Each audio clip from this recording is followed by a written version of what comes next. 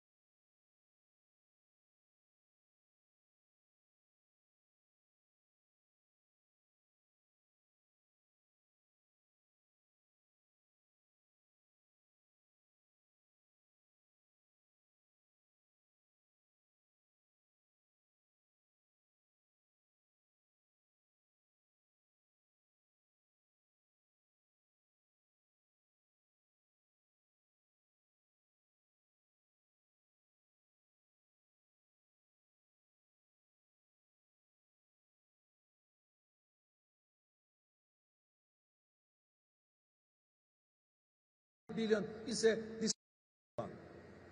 It was raised at these podiums many times by many leaders. And we are forced to find more creative ways to make our points. So let me try this. Today, we are presenting donors with this invoice, which you can find on our COP29 media channels. This covers that donors have already promised. It includes the essential milestones that will keep us on track. First, we must double adaptation finance. This was due to the end of 2025. And the deadline is almost upon us. So developed countries must use every moment remaining to close the gap. Second, we need to triple the UN climate funds by 2030. This was a key demand of small island developing states. And we all agreed.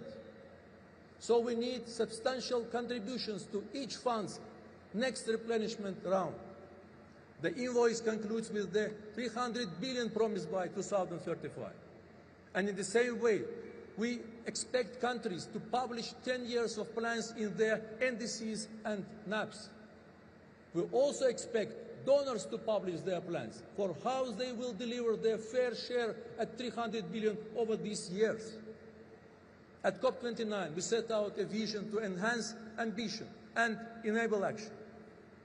Now it is time to enact the pact. These were collective agreements, but delivery depends on individual acts, country by country. And moving forward, given that countries already agreed that there should be balance between adaptation and mitigation, and the NCQG triples the previous 100 billion goal, we believe that it is only logical that we can set a target to triple adaptation finance. Dear friends, public finance is the backbone of the Baku finance goal, and there can be no distraction from donors' duties to deliver. But we all must embrace the muchirao. We need everyone to move forward in every possible direction. That approach inspired the Baku to BELEM roadmap. It can now serve as central reference for our work. And it was shown that the bus pay to 1.3 trillion is possible, but it demands political will and global action. Dear friends, it's a great honor to join a long line of former COP presidents. Building on the legacies of the COP to the next is essential. In Baku, we started to take the next logical steps to deliver the UAE consensus. And in BELEM, we must make progress on the Baku finance goal. But this handover between COP presidencies is different. And it is special, because last year we closed the Paris rulebook. We finished a decade-long chapter.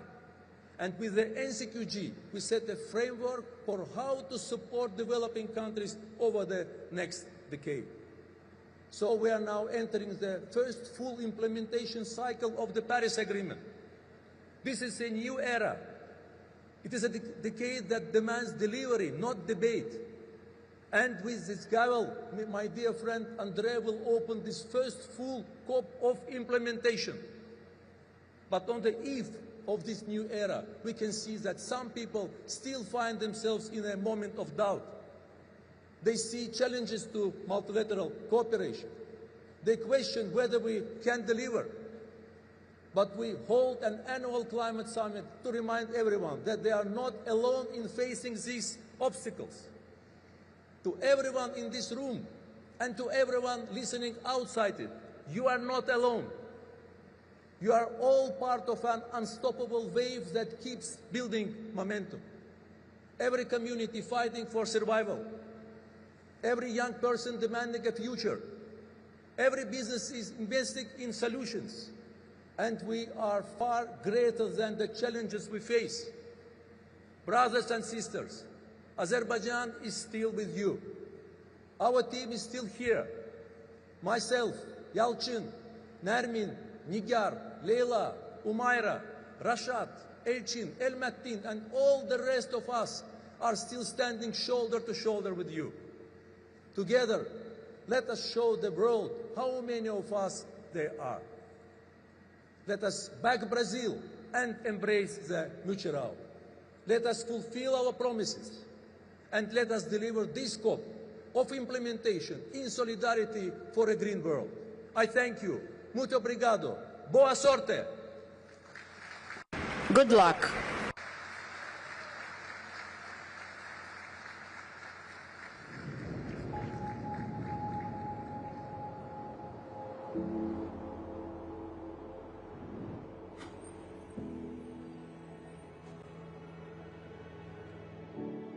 As the COP29 presidency, Azerbaijan faced an extraordinary task: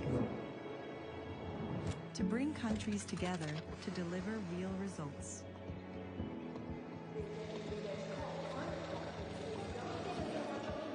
But we faced many global challenges: conflicts, elections, economic crises. And we had our own problems. The Caspian Sea is shrinking. Our glaciers are melting. Our people are under threat. But our mission was clear. Our president told us to stand with the most vulnerable, those who did least to cause this crisis but suffer most, and to unite everyone's solidarity for a green world.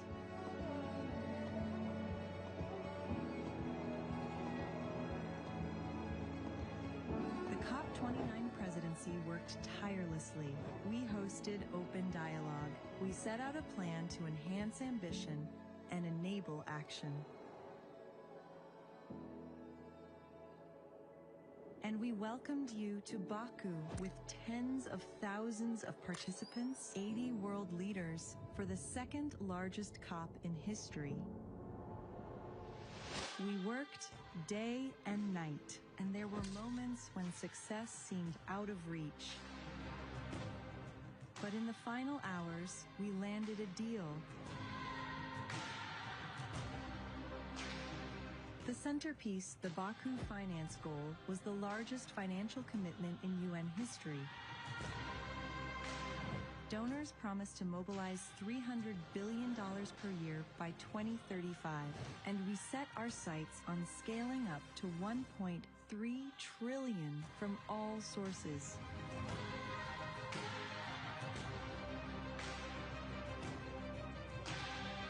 But we also made progress on every front, with breakthroughs on loss and damage, adaptation, and transparency.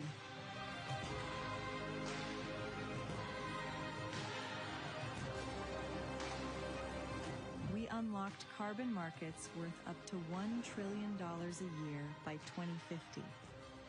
Major economies announced deep emissions cuts. Every G20 nation now has a net zero goal. Over 130 countries signed the COP Truce Appeal, and we ran an action agenda to deal with everything from energy storage to methane and water.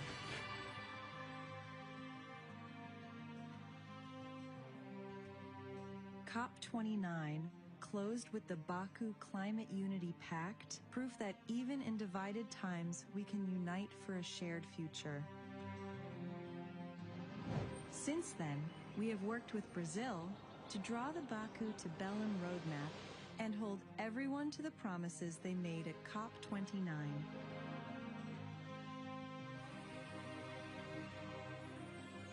Now, we gather again in Brazil, where the UNFCCC was first signed, and in the heart of the Amazon. The task is clear. Back Brazil, fulfill our promises, give a green light to green investment, and keep moving forward in solidarity for a green world.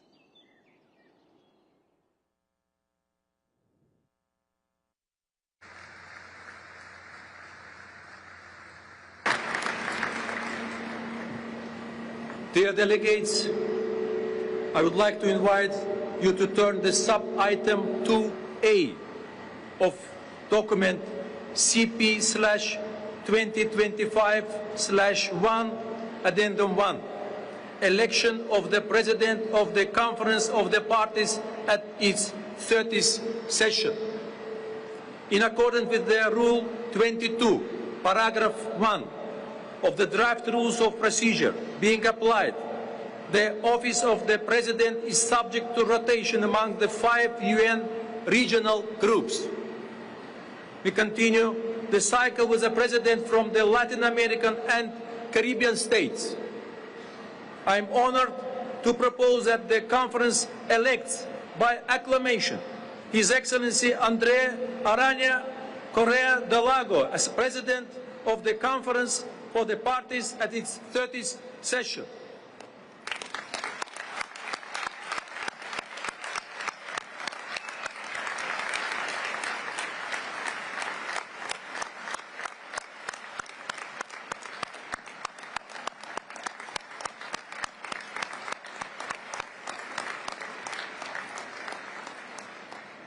It gives me great pleasure to declare His Excellency André Arana Correa de Lago elected President.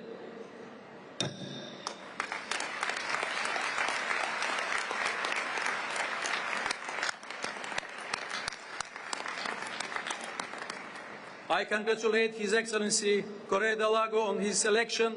Allow me again to wish him every success in guiding the work of the conference. I would like to invite His Excellency de Lago to take his seat at the podium.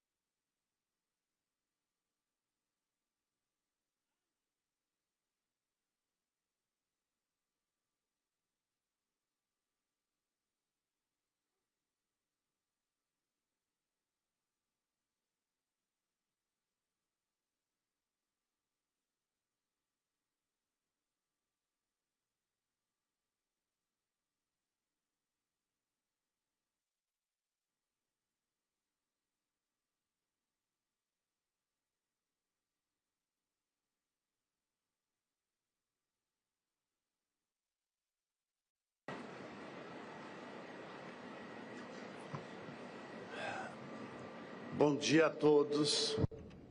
Good morning, everyone. Very welcome to the beautiful BELEM. Mr. President of the Republic,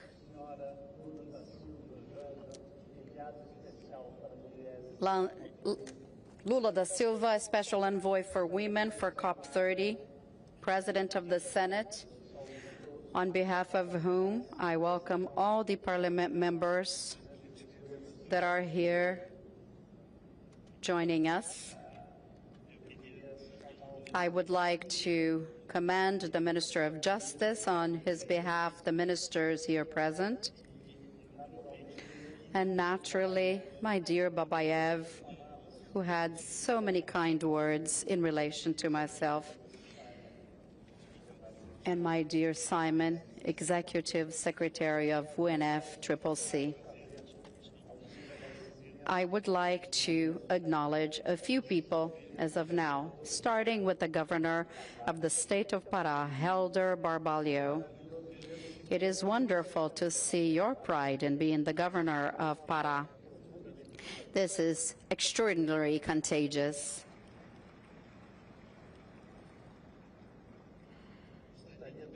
I also would like to commend the governors present. And I also commend the mayors here present on behalf of the mayor of BELEM, who's also here with us. The presence of governors and mayors is extremely important because subnational entities play a central role in implementing the decisions of the COPs. And also the presence of all parliament members, together with governors, with courts, shows the fact that Brazil is gathered together around the agenda of COP30. And I believe it is highly important for the world to see that there is in Brazil such a gathering and union of all instances for an agenda that, as we all know, will be exceptional for the growth, generation of jobs, and improvement of people's lives.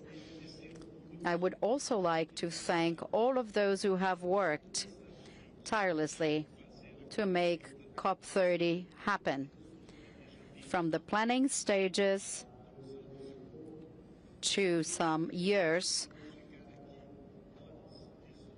to these days when we will spend so many hours in this venue. I would like to acknowledge that the works for the preparation and coordination of COP30 was in the hands of the Chief of Staff, Minister Rui Costa is here. I thank him and the whole team for the extraordinary efforts that I was witness to. I would also like to thank the high-level champion of Brazil, Daniospi, the champion of youth, Marcelo Oliveira, and I also want to mention the circles of COP presidency, amongst which we have Minister Sônia Guajajara, who is a chair of one of these. I would also like to commend the special envoys, Brazilian and foreign, who have followed me along this year, and the members of the councils of the COP presidency.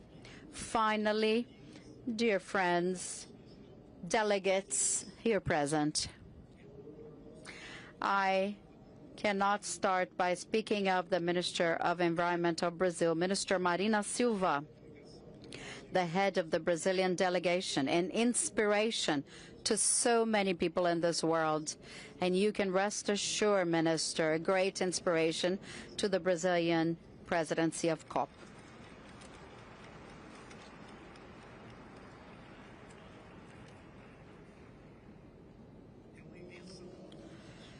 It is a great honor to assume the presidency of COP30. I have 43 years of diplomatic career, so I think I can understand the responsibility ahead, which is not small, not only during the 12 days of the conference, but also throughout the 12 months ahead of me as my mandate as the president of COP.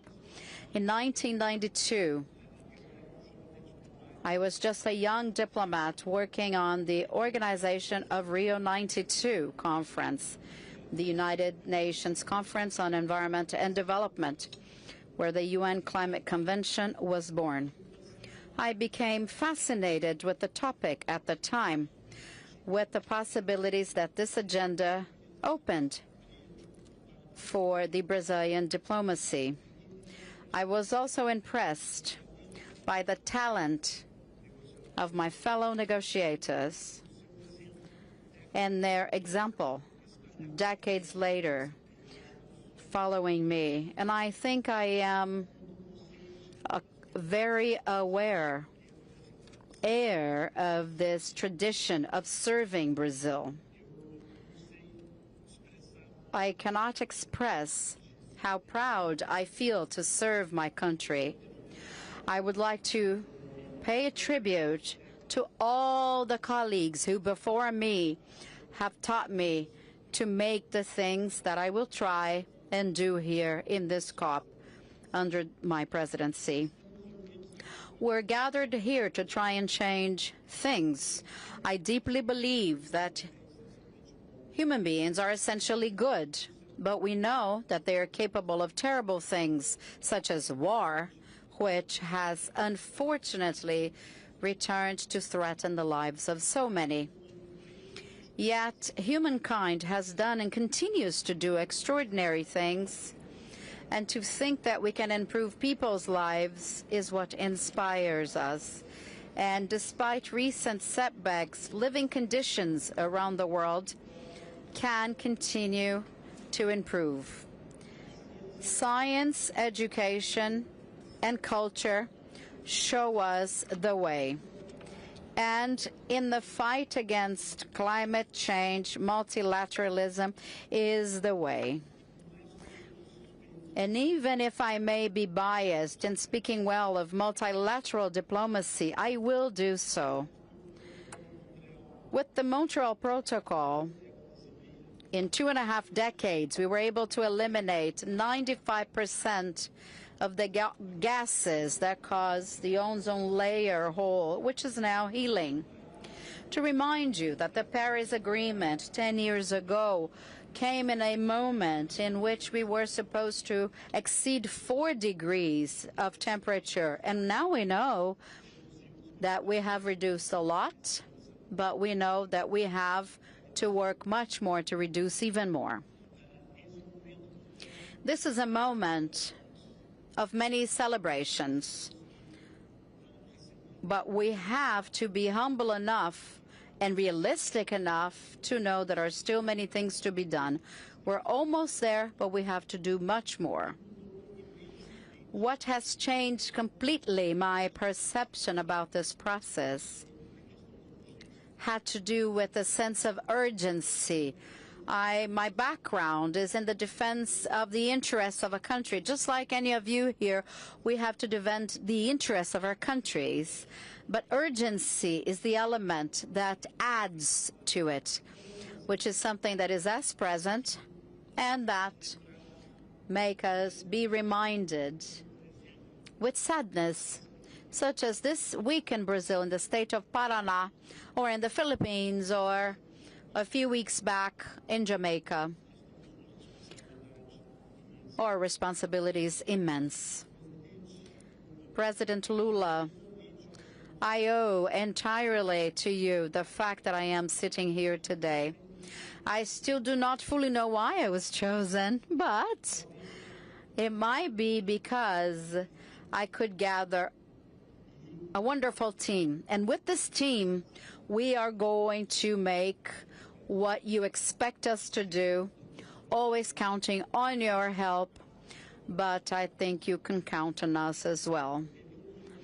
During the mobilization process to prepare for the COP period, we were able that one word, which is an indigenous word in Brazil called mutirão, became a word in every dictionary.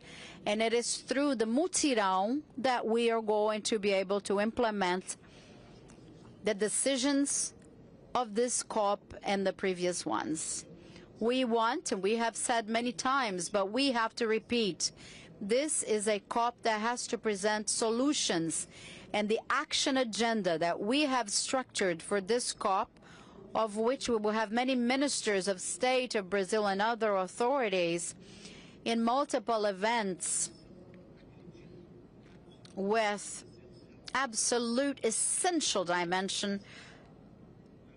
This action agenda will show many pathways. Therefore, this is a COP of implementation. I hope it will be reminded as a COP of adaptation, a COP of advancing climate integration with the economy, activities, generation of jobs, and above all, a COP which will hear and believe in science. And in this sense, Mr. President, thank you for having found the ideal formula to define this COP, which is the COP of truth. Thanks so much, everyone.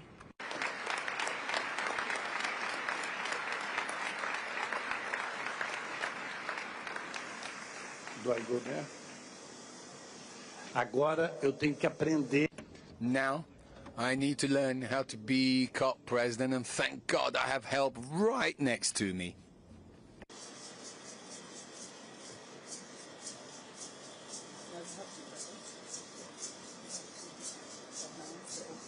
Okay. Distinguished delegates, I now declare open the 7th session of the Conference of the Parties, serving as the meeting of the parties.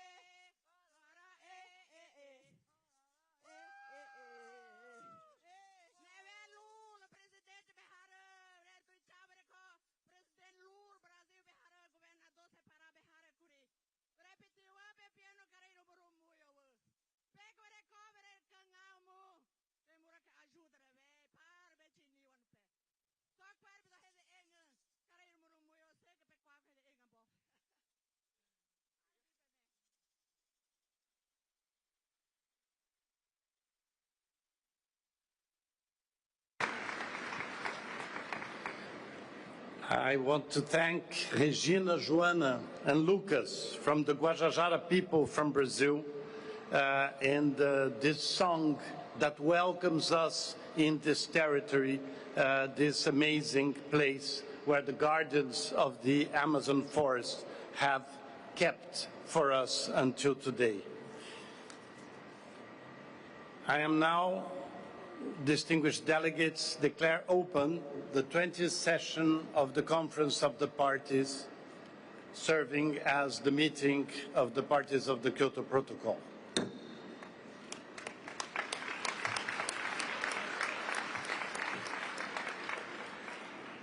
Distinguished delegates, I now declare open the 7th session of the Conference of the Parties, serving as the meeting of the parties to the Paris Agreement.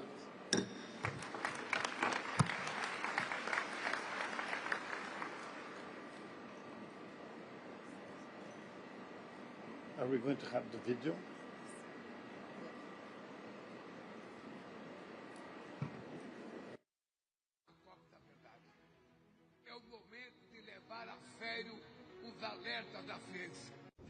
We need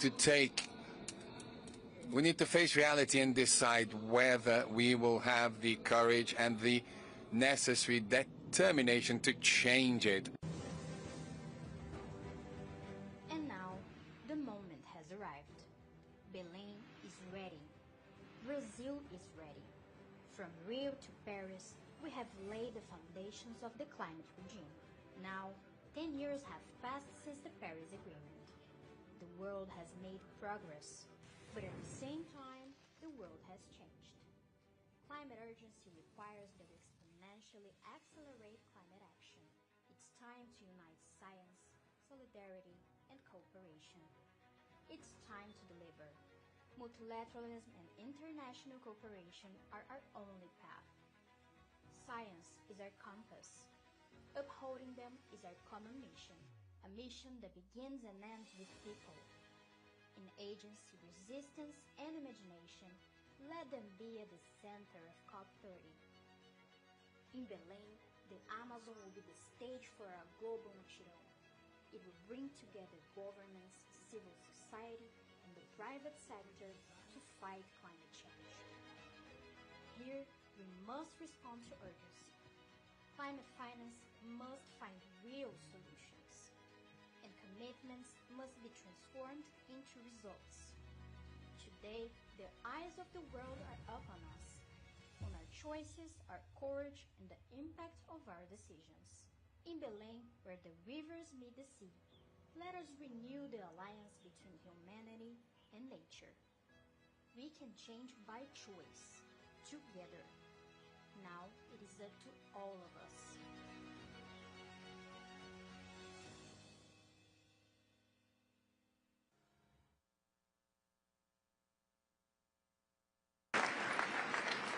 Distinguished delegates, friends and colleagues, it is my pleasure to invite Simon Steele, UNFCCC Executive Secretary, to address the plenary.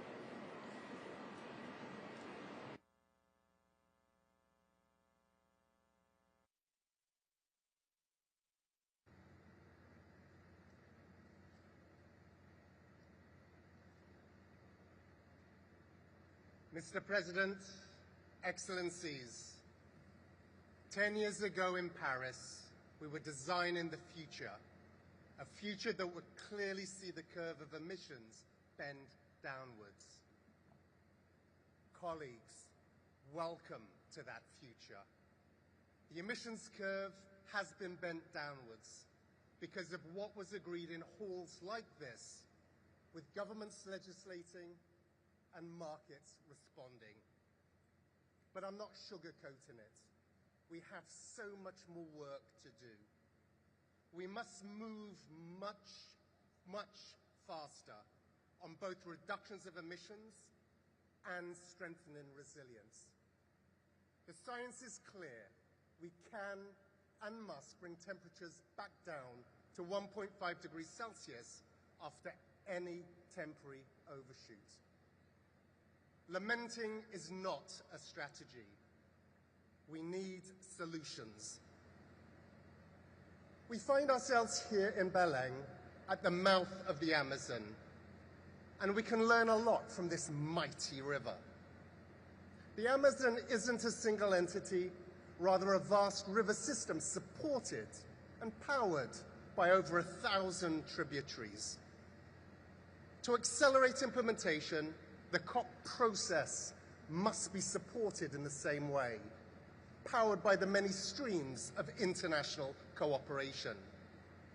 Because individual national commitments alone are not cutting emissions fast enough.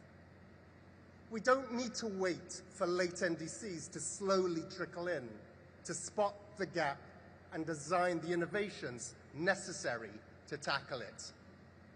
Not one single nation among you can afford this, as climate disasters rip double digits off GDP. To falter whilst mega droughts wreck national harvests, sending food prices soaring, makes zero sense economically or politically. To squabble while famines take hold, forcing millions to flee their homelands.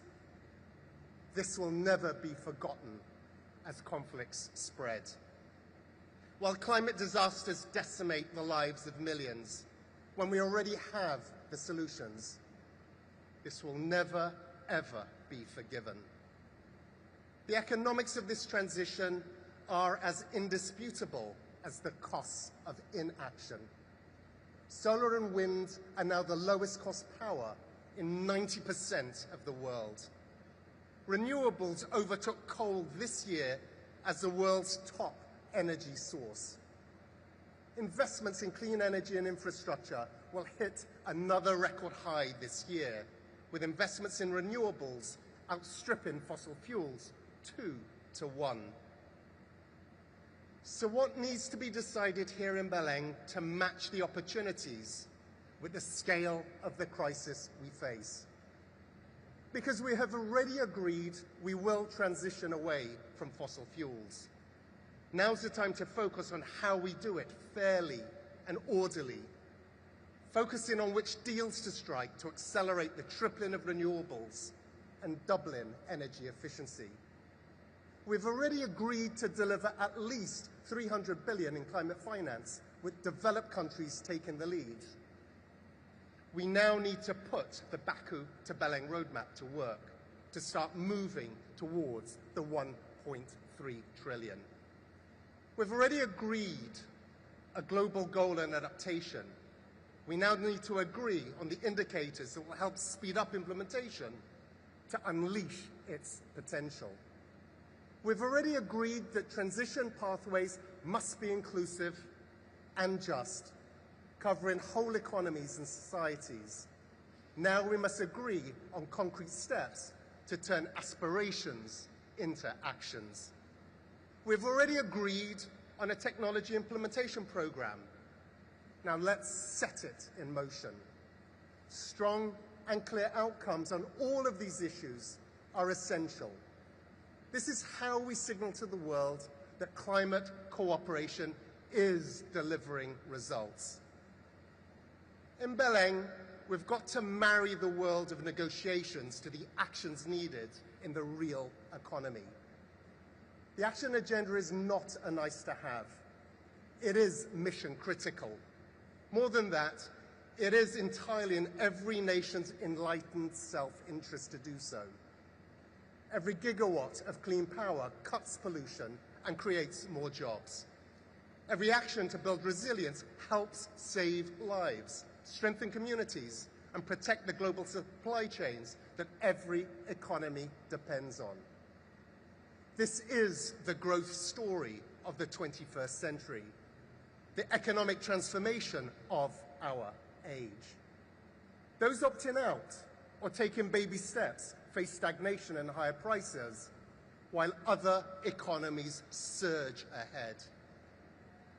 To paraphrase President Roosevelt over a century ago, it's not the critic who counts, or the one who points out where the doer of deeds could have done better.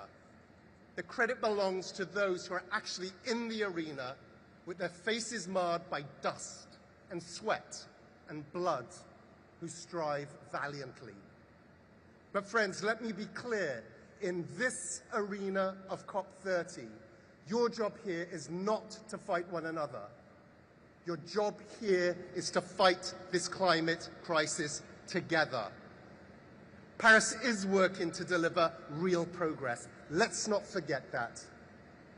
But friends, we must strive valiantly for more. I thank you.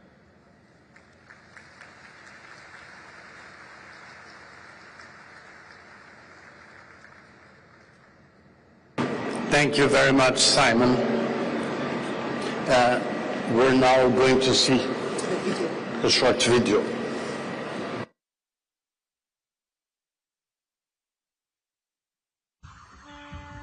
A Amazônia não é Eldorado. Its flying rivers breathe life into the sky. Its trees keep the heartbeat of the world. Its peoples hold an ancient knowledge, answers for today and for what lies ahead. Birds, fish, roots, soils, waters are our oldest relatives. Sacred beings guarding the secret of renewal. This living body mirrors the world's truths. In this realm of waters, cultures meet and burst into life. The future is calling. Belém, my ancestral ground. This is the cup of truth. Stand for life.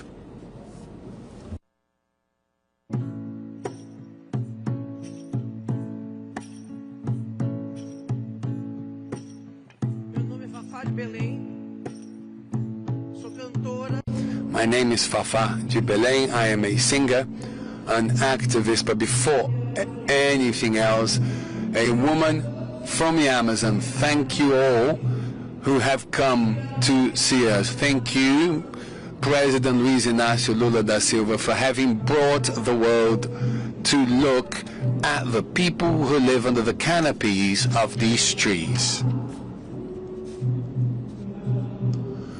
And Ambassador Andrea Correa, to Lago and other authorities, thank you very much. I'm very happy to be here.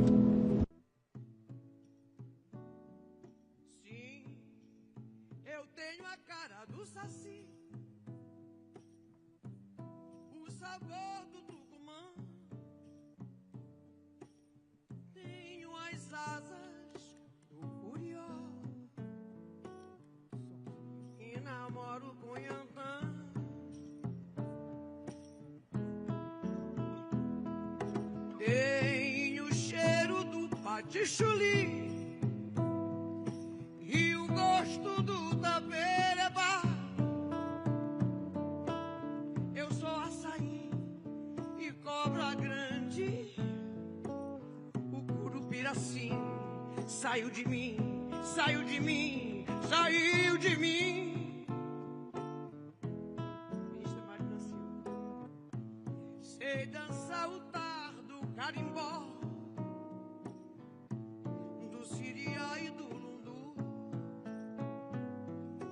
Caboclo lá de Cabetá e índio do Xingu. Sim, eu tenho a cara do Pará, o calor do Tarubá, que sonha. Sou muito mais, eu sou Amazônia.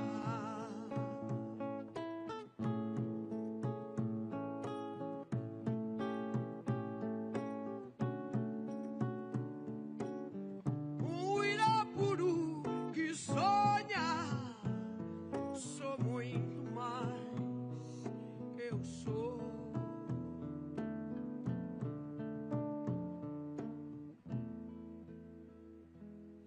Amazônia.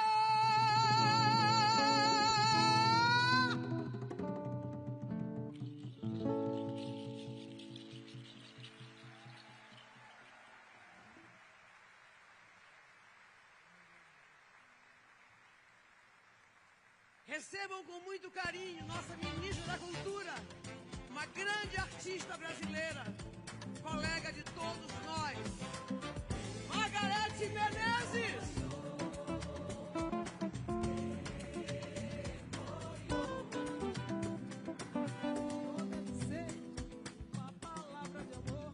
Uma palavra de amor com paladar. Emoriô deve ser alguma coisa de lá. O sol, a lua, o céu, pra Oxalá. Emoripá, Emoriô. Margarete Menezes. Emoripá,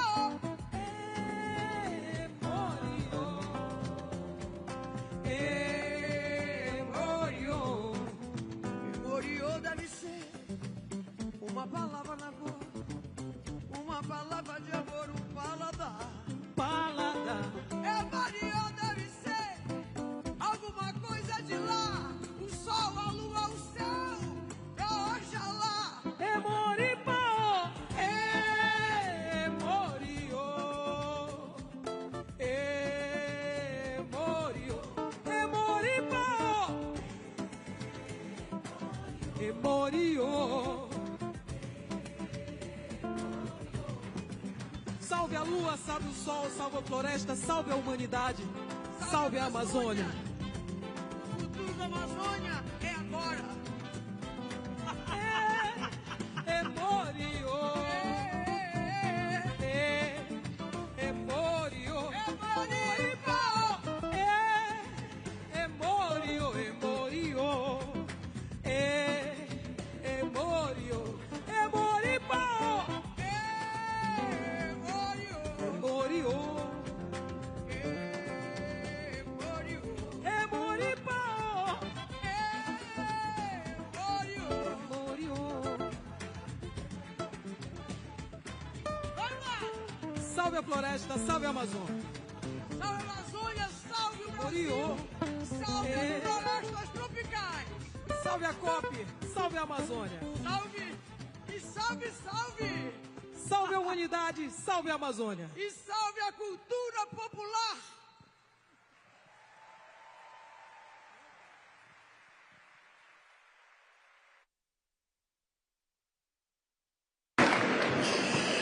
Well, I extend my thanks to the singer Fafá de Belém, who is an icon of Brazilian music and somehow the cultural ambassador of Pará.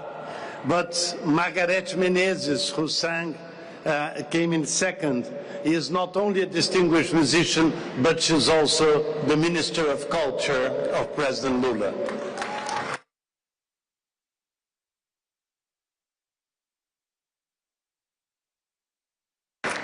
Distinguished delegates, friends and colleagues, it is my pleasure to invite Luiz Inácio Lula da Silva, President of Brazil, to address this plenary.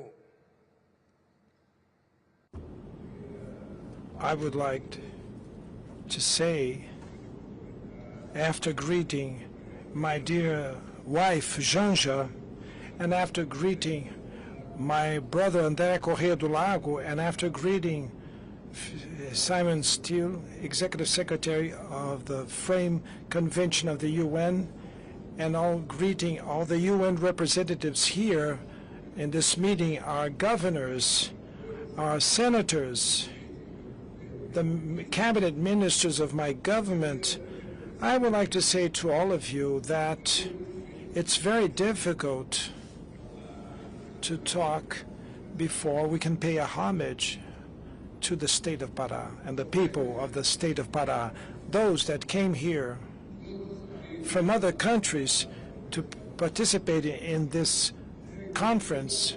Please pay a lot of attention because you're going to participate in an event in the state that has a wonderful people. You're going to see men and women that are very joyful, highly educated and polite, that will take care of you in this city as you were never taken care of before. I would like to thank to my team from the Chief of Staff, represented also by Governor Helder Barbalho, for making this achievement to hold the COP meeting, the heart of the rainforest in the state of Pará and in the city of Belém.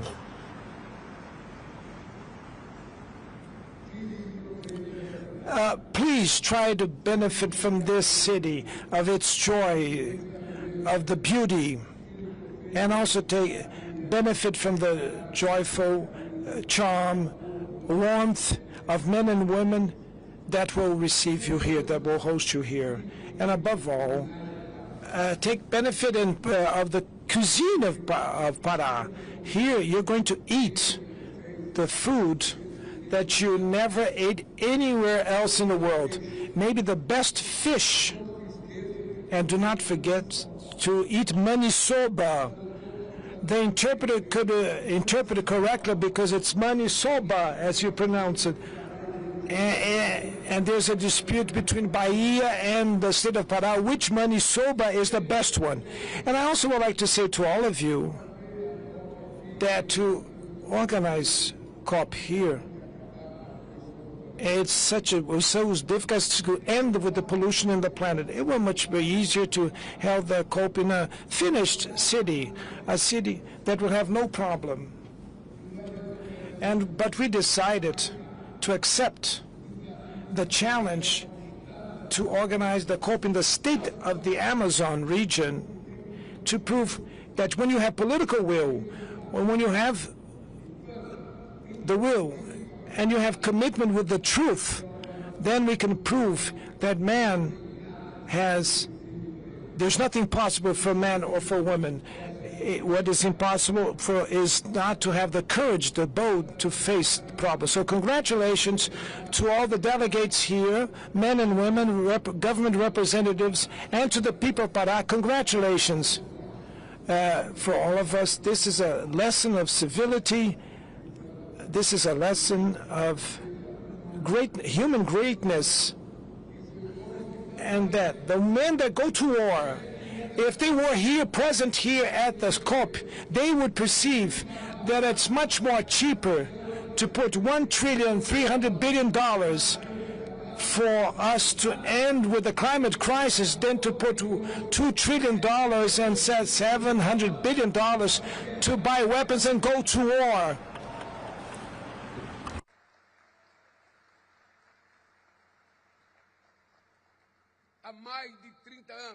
For more than 30 years, at the Earth Summit meeting in '92, the leaders of the world gathered in the city of Rio de Janeiro to discuss development and environmental protection. In that moment, multilateralism was experiencing its apex.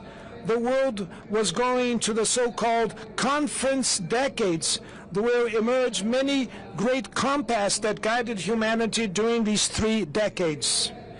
Between them came up the concept of sustainable development and the principle of common but shared responsibilities, common but differentiated responsibilities.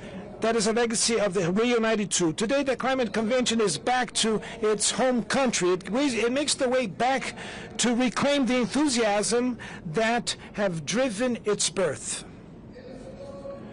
In the next 2 weeks, Belém will become the capital of the world. Negotiators, governors, mayors, members of the parliament, scientists, civil society organizations will be part of this great and collective endeavor in favor of the planet. To bring COP to the heart of the Amazon was a very difficult task, but a necessary one. The Amazon is not an abstract entity. Those that only see forests from above have no knowledge of what goes behind beneath the trees and its shadow. The biome that is most diverse in the earth, that is the home of almost 50 million people, including 400 indigenous people that are dispersed in 9 countries, developing countries that still face immense economic and social challenges. Challenges that Brazil fights to overcome with the same determination that it managed to bypass the logistics adversities that are inherent to organize a conference such as this size. When you leave the city of Belém, the people of the city will continue with the investments in infrastructures that were made here to receive you all. And the world could then say that it now knows the reality of the Amazon tropical forests.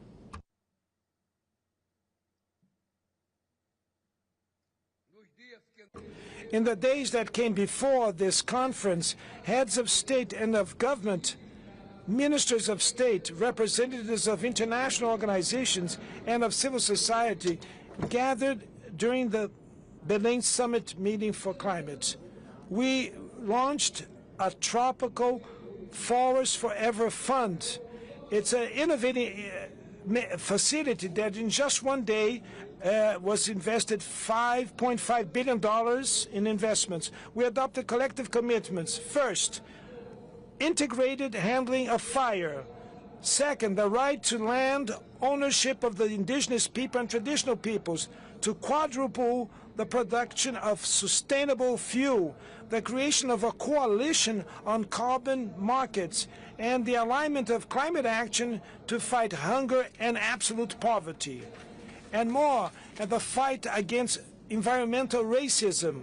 The Belém Summit was the arrival point of a long road that Brazil invited the international community to follow this long and winding road during the presidencies of the G20 and the BRICS.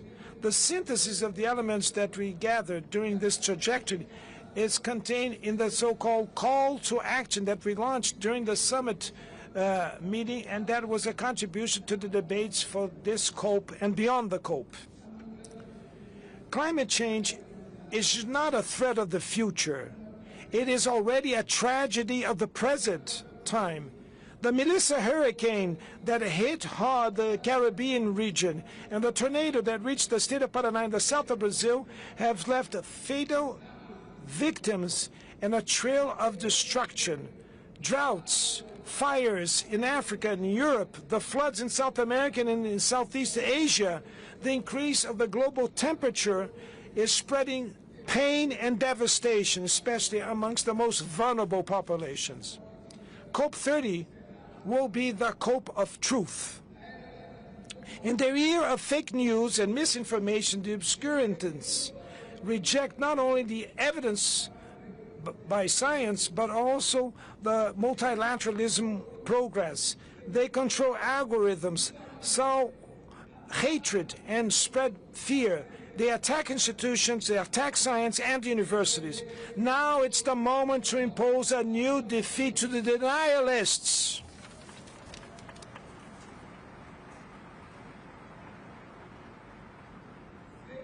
Without the Paris Agreement, the world would suffer with a catastrophic warming up of almost 5 degrees to the end of this century. So we're moving to the right direction, but at the wrong speed. At this pace, we would advance to a threshold that is higher than the 1.5 global temperature if we keep this pace. And this, to break away from this barrier, is a risk that we cannot take. Dear friends, our call to action is split in 3 parts.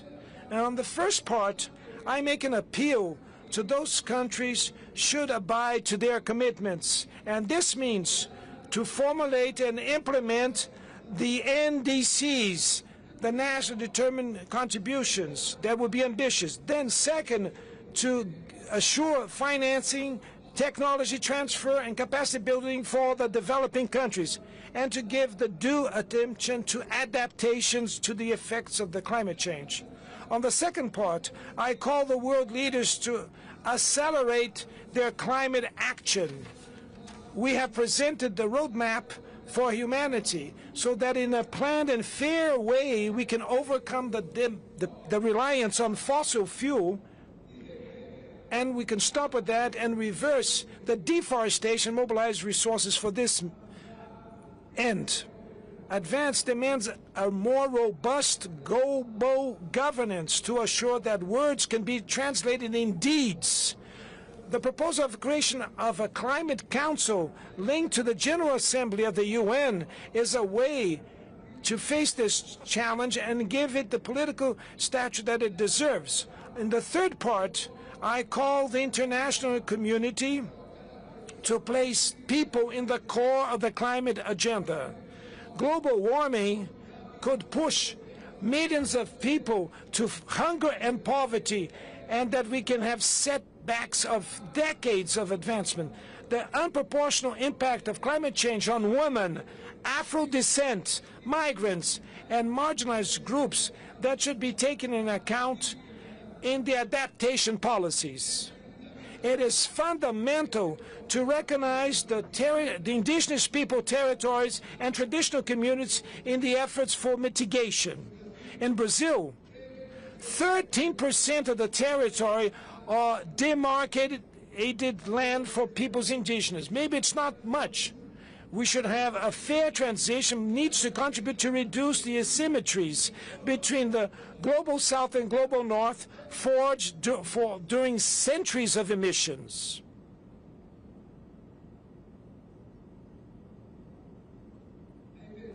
Climate emergency is a crease of inequality. It exposes and exacerbates what is unacceptable. It deepens the perverse logic of those that want to live with dignity and those that can live with dignity and those that should die. To change this choice, it is to give a chance to the future that cannot be dictated by tragedy. The lack of hope could extinguish the hopes of the youth. We owe to our sons and daughters and grandsons the opportunity to live in an earth that is possible to keep a dream. The Yanomami shaman Davi Kopenawa said that the thought of the city is obscured and smoked, obstructed by the noise of the cars and of the machineries. So I hope that serenity of the forests will inspire all of us to clarify our necessary thought to see what needs to be done. A good COP30 for all. Thank you very much.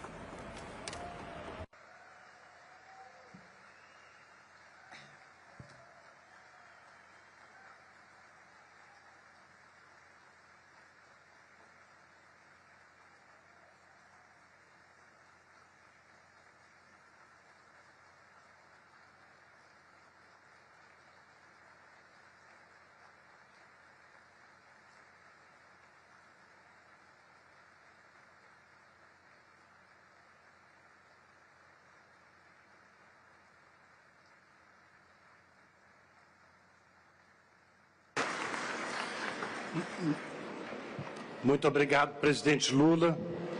Thank you, President Lula. Distinguished delegate, this meeting of the COP is hereby suspended.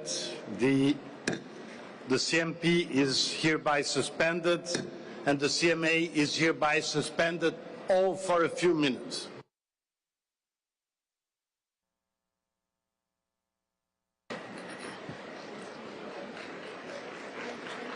Yeah. Excellencies will change. Excellency delegates, we will take a pause of 3 minutes and then we shall resume the sessions. We shall take a pause for 3 minutes and thereafter we will resume the session. So please take your respective seats for us to proceed in the next 3 minutes. Thank you.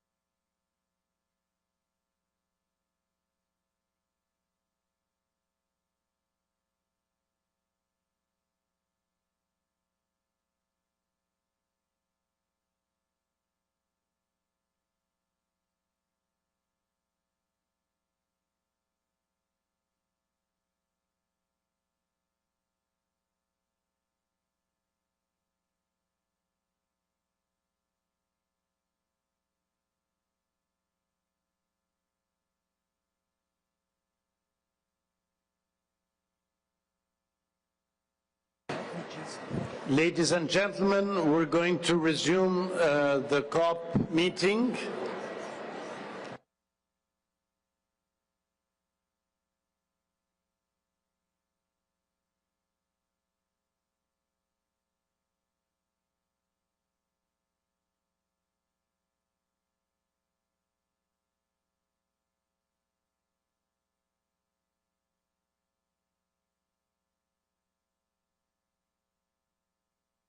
Por favor, vamos retomar a sessão.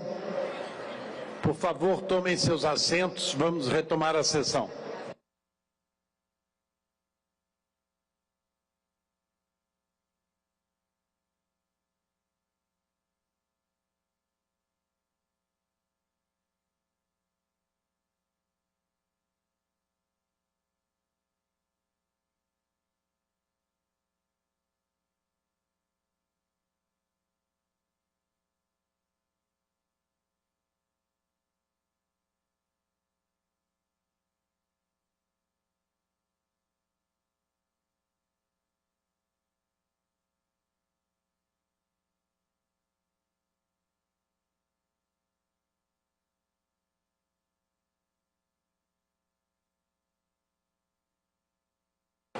Muito obrigado. Thank you very much.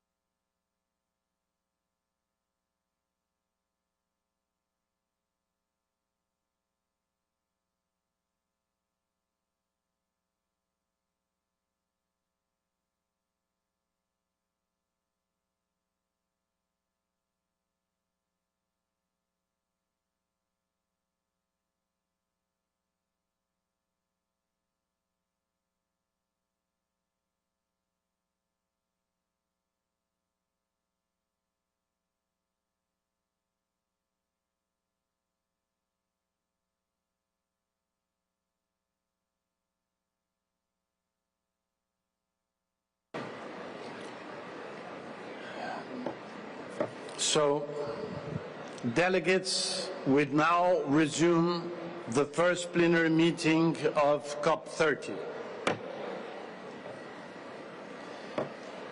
We now resume the first plenary meeting of CMP20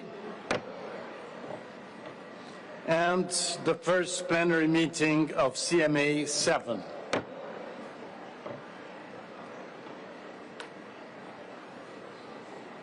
I will now present a video message from the chair of the Intergovernmental Panel on Climate Change, Jim Skill.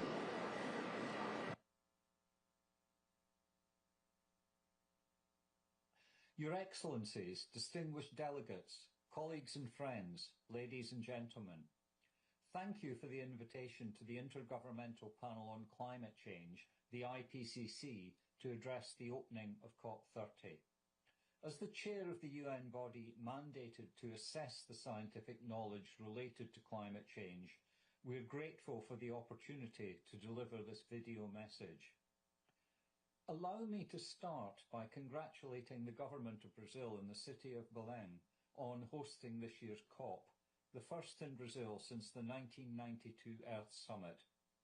The Rio Conventions stand as a testament to a global commitment to tackling environmental and development issues. And since then, the challenges posed by climate change to both human and natural systems have become both more acute and more evident.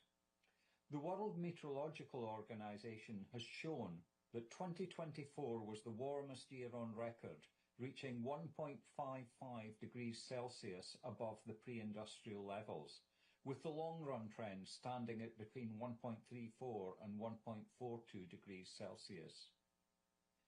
UNEP's 2025 emissions gap report released last week shows that even if countries fully implement their nationally determined contributions, global temperatures could still rise by 2.3 to 2.5 degrees Celsius this century. And based on the evidence in the most recent IPCC reports, it is now almost inevitable that 1.5 degrees Celsius of global warming will be exceeded in the near term. And this is unambiguously due to insufficient climate action over the last few years and the consequent continued increase in greenhouse gas emissions. But returning global warming to 1.5 degrees Celsius by the end of this century may still be possible. It would involve immediate, deep and sustainable